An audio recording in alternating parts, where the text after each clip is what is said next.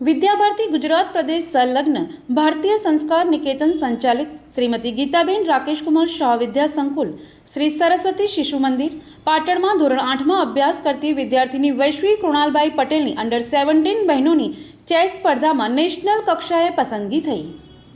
SGFI અંતર્ગત રાજ્ય કક્ષાની હરીફાઈ ગોધરા મુકામે યોજાયેલ હતી, જેમાં વૈશ્વીએ ઉત્તમ પ્રદર્શન કરી રાષ્ટ્રીય કક્ષા માટે પસંદ થયેલ છે। તેની આ સફળતા પાછળ સતત મહેનત, એકાગ્રતા અને નિયમિત અભ્યાસ એ મહત્વનો ભાગ ભજવ્યો હતો।